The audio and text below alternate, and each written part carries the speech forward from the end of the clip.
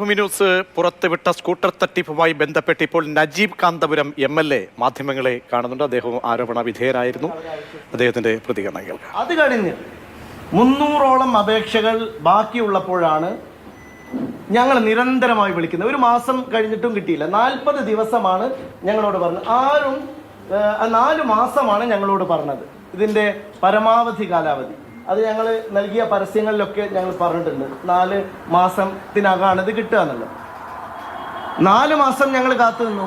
4 മാസം കഴിഞ്ഞിട്ട് ഇത് കിട്ടാതെ വന്നപ്പോൾ നിരന്തരമായി ഞങ്ങൾ ഇതിന്റെ സെക്രട്ടറി ആയ അനന്തകൃഷ്ണനെതിരെ അനന്തകൃഷ്ണനോട് ഞങ്ങൾ സംസാരിച്ചു. അപ്പൊ ഇപ്പൊ കിട്ടും എന്നുള്ള നിലയിൽ പറഞ്ഞു. ഞാൻ പറയുന്നത് ഇങ്ങനെ കിട്ടാതെ പോയ സന്ദർഭത്തിൽ ഞങ്ങൾ സ്വാഭാവികമായിട്ടും അവർ നൽകുന്ന വിവരം മാത്രമാണ് ഞങ്ങളുടെ കയ്യിലുള്ളത്. ഞങ്ങളുടെ കയ്യിൽ വേറൊരു വിവരമില്ല.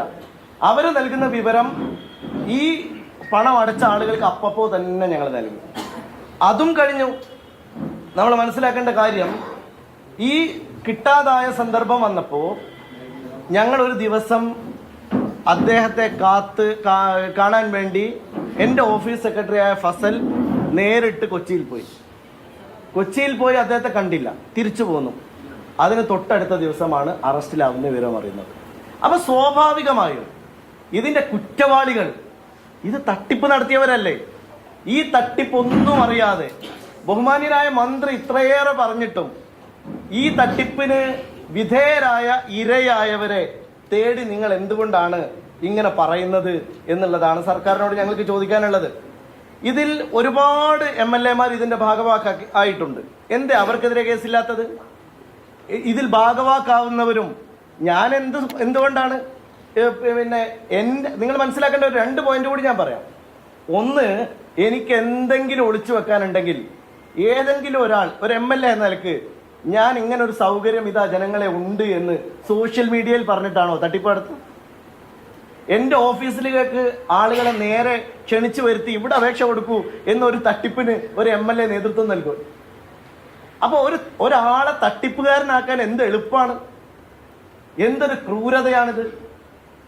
ഞാൻ പറയുന്നത് ഇങ്ങനെയാണെങ്കിൽ ഒരുപാട് CPIM-ന്റെ പഞ്ചായത്ത് പ്രസിഡന്റുമാർ ഇപ്പൊ നമ്മുടെ നേരെ തൊട്ടടുത്ത് ഒറ്റപ്പാലത്ത് ശ്രീ പ്രേംകുമാർ, അദ്ദേഹത്തിന്റെ നേതൃത്വത്തിലാണല്ലോ അവിടെ പ്രവർത്തനങ്ങളെല്ലാം നടത്തിയത്. ആ 2 സൊസൈറ്റികളും CPIM-ന്റെ സൊസൈറ്റി ആണല്ലോ. അപ്പൊ അത് ഇന്നലെ എന്റെ ഓഫീസിലേക്ക് കരിയോയിൽ അയക്കാൻ വന്നു. എന്തൊക്കെയാ ചെയ്തത്? എന്തൊക്കെ മുദ്രാവാക്യങ്ങളാണ് വിളിച്ചത്? വലിയ പുരോഗമന പ്രസ്ഥാനം എന്ന് പറയുന്ന DYFI-യുടെ ഒരു ജാഥയിൽ എന്നെ ബോഡി ഷെയിം ചെയ്തു, എന്റെ ഓഫീസ് ആക്രമിച്ചു, എന്റെ ഓഫീസിന് നേരെ കരിയോയിൽ ഒഴിച്ചു. ആരാ ഒഴിച്ചതിൽ ഒരാൾ ഇതാ ലാപ്ടോപ്പ് കൊടുക്കാൻ വേണ്ടി നിൽക്കുന്നു. ഇത് പെരിന്തൽമണ്ണയിലുള്ള ആളാണ്, വെട്ടത്തൂർ പഞ്ചായത്തിലെ മണ്ണാർമലയിലുള്ള ആളാണ്. ഇയാളാണ് കരിയോല വെക്കാൻ വന്നത്. ഇയാൾക്കും കിട്ടാനുണ്ട് ലാപ്ടോപ്പ്. അപ്പൊ ഇയാളെ വീട്ടിലേക്ക് ആരാ കരിയോല വെച്ച് പോവാ? ഞാൻ പറയുന്നത്, ഞങ്ങൾ ഈ പറഞ്ഞ മന്ത്രിമാരോ MLA-മാരോ CPM-ന്റെ പഞ്ചായത്ത് പ്രസിഡന്റുമാരോ പഞ്ചായത്ത് മെമ്പർമാരോ ബോധപൂർവം മനുഷ്യരെ വഞ്ചിക്കാൻ വേണ്ടിയാണ് ചെയ്തത് എന്ന അഭിപ്രായം എനിക്കില്ല. ഈ പത്രസമ്മേളനം ഞാൻ വിളിക്കുന്നത് ഇതിൽ ഇരയാക്കപ്പെട്ട പൊതുപ്രവർത്തകർക്ക് വേണ്ടിയാണ്. നമ്മുടെ നാട്ടിലെ നിരവധിയായിട്ടുള്ള പൊതുപ്രവർത്തകന്മാർ ഞങ്ങളെ മണ്ഡലത്തിലുണ്ട്. ഞങ്ങളെ NGO വഴിയല്ല, അവർ സ്വന്തമായി NGO ഉള്ളവരാണ്. ഈ സാധാരണക്കാരായ ഈ പൊതുപ്രവർത്തകന്മാർ മുഴുവനും ഇപ്പൊ നിങ്ങൾക്കറിയാലോ, പോലീസ് വണ്ടിക്ക് ഡീസൽ അടിക്കാൻ പണമില്ലാത്തതിന്റെ പേരിൽ വഴിയിൽ നിന്നു പോകുന്ന ഒരു കാലത്ത്, ഒരു നക്കാപ്പിച്ചയുടെ സഹായം പോലും സർക്കാരിന്റെ ഭാഗത്തുനിന്ന് ലഭ്യമാകാത്ത കാലത്ത് ഈ ജനങ്ങളോട് സ്നേഹമുള്ള ഏതൊരു ജനപ്രതിനിധിയും ചെയ്യുന്ന സ്വാഭാവിക കാര്യമാണ് ഞാൻ ചെയ്തത്. നജീബ് കാന്തപുരം MLA-യുടെ പ്രതികരണമാണ് കേട്ടത്. അദ്ദേഹം ഇതുമായി ബന്ധപ്പെട്ട് ആരോപണ വിധേയനാണ്. അതിന്റെ ഒരു വിശദീകരണമാണ് അദ്ദേഹത്തിന്റെ ഭാഗത്തു നിന്ന് വന്നത്. ഒറ്റപ്പാലത്ത് പ്രേംകുമാറിന്റെ നേതൃത്വത്തിലാണ് വിതരണം നടക്കുന്നത്.